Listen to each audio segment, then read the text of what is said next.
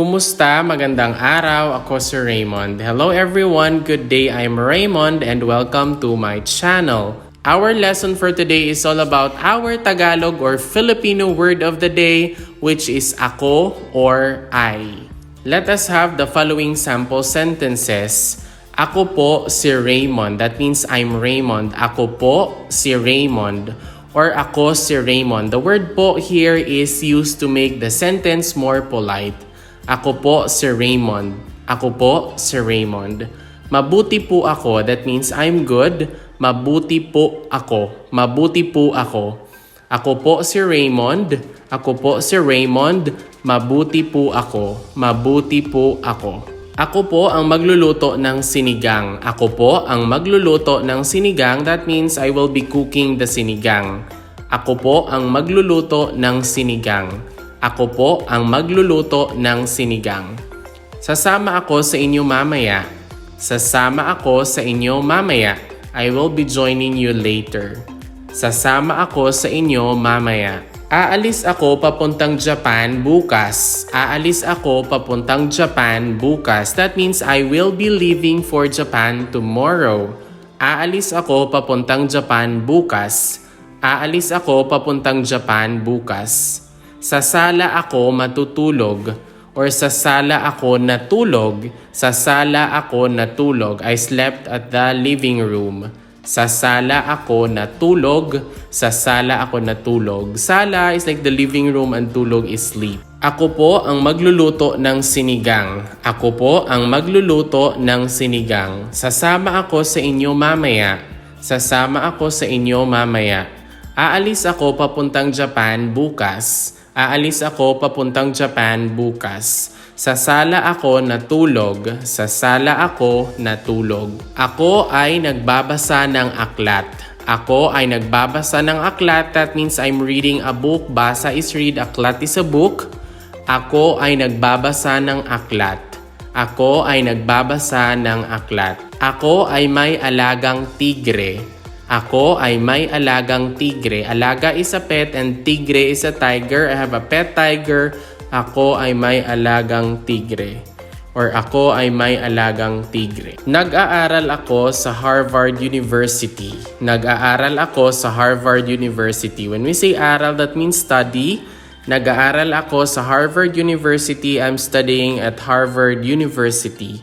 Nag-aaral ako sa Harvard University. Sa NASA ako nagtatrabaho. Sa NASA ako nagtatrabaho. It means I'm working at NASA.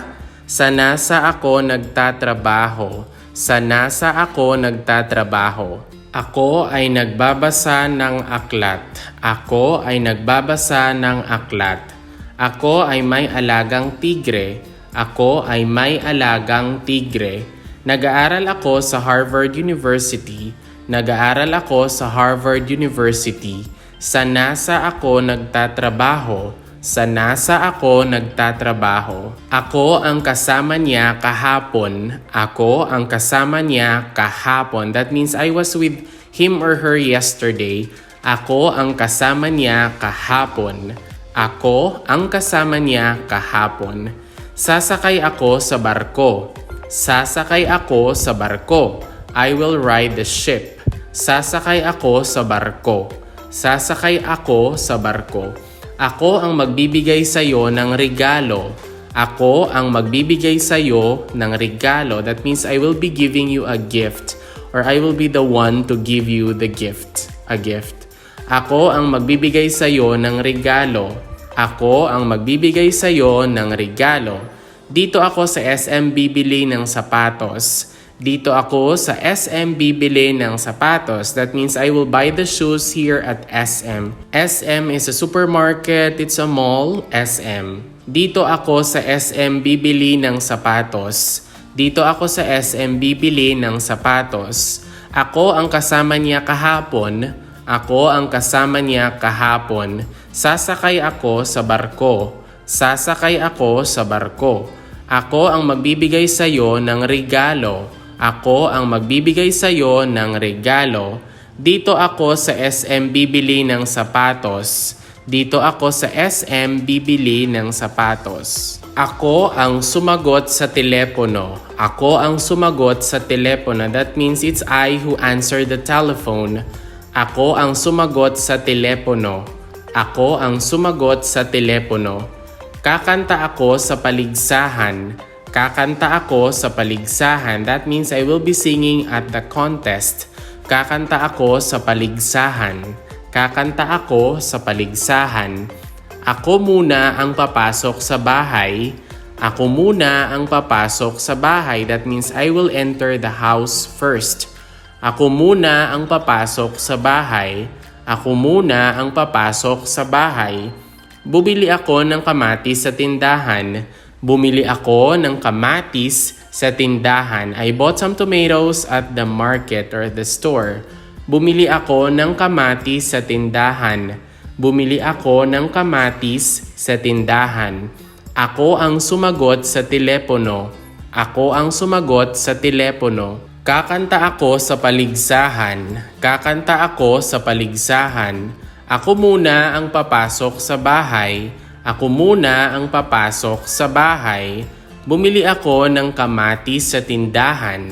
Bumili ako ng kamatis sa tindahan. Ako ang maglalaba ng mga damit. Ako ang maglalaba ng mga damit. That means I will be the one to wash the clothes. Ako ang maglalaba ng mga damit. Ako ang maglalaba ng mga damit. Sumulat ako ng liham para sa kanya. Sumulat ako ng liham para sa kanya. Sumulat ako ng liham para sa kanya. It means I wrote a letter for him or for her. Sumulat ako ng liham para sa kanya. Sumulat ako ng liham para sa kanya. Ako ang maglilinis ng bakuran. Ako ang maglilinis ng bakuran. Susulat ako ng liham para sa kanya. Susulat ako ng liham para sa kanya. That means I will write a letter for him or for her. Susulat ako ng liham para sa kanya. Ako ang maglilinis ng bakuran. Ako ang maglilinis ng bakuran. I will be the one to clean the yard. Ako ang maglilinis ng bakuran. Ako ang maglilinis ng bakuran. So, linis is clean, bakuran is the yard. Ako ang may pinakamataas na marka. Ako ang may pinakamataas na marka. Marka is like the grade and pinakamataas is the highest. Ako ang may pinakamataas na marka. Ako ang may pinakamataas na marka. I'm the one who got the highest grade. Ako ang may pinakamataas na marka. Ako ang maglalaba ng mga damit. Ako ang maglalaba ng mga damit. Susulat ako ng liham para sa kanya. Susulat ako ng liham para sa kanya. Ako ang maglilinis ng bakuran. Ako ang maglilinis ng bakuran. Ako ang may pinakamataas na marka. Ako ang may pinakamataas na marka. Ako ang tutulong sa'yo. Ako ang tutulong sa'yo. I'm the one who's gonna help you. Tulong is sleep sa'yo. That's the construction of sa iyo. Ako ang tutulong sa'yo. Ako ang tutulong sa'yo. Ako ang magmamaneho ng kotse. Ako ang magmamaneho ng kotse. I will be driving the car. Maneho is drive and then a kotse or a sasakyan is a car. Ako ang magmamaneho ng kotse. Ako ang magmamaneho ng sasakyan. Ako po ang guro ng anak ninyo. Ako po ang guro ng anak ninyo. So, I'm your child's teacher. Ako po ang guro ng anak ninyo. So, guro is teacher and anak is child. Ako po ang guro ng anak ninyo. Ako po ang guro ng anak ninyo. Hindi ako sasama sa'yo. Hindi ako sasama sa'yo. Hindi ako sasama sa'yo. That means I will not be joining you. Hindi ako sasama sa'yo. Hindi ako sasama sa'yo. Ako ang tutulong sa'yo. Ako ang tutulong sa'yo. Ako ang magmamaneho ng kotse. Ako ang magmamaneho ng kotse. Ako po ang guro ng anak ninyo. Ako po ang guro ng anak ninyo. Hindi ako sasama sa'yo. Hindi ako sasama sa'yo. And that's all for our Tagalog or Filipino word of the day, which is ako. If you learned something new from this video, please don't forget to click like and subscribe as I am posting a new video every now and then. Moreover, you might also want to watch the next video on the screen. Maraming salamat, paalam at ingat. Thank you very much, goodbye, and take care.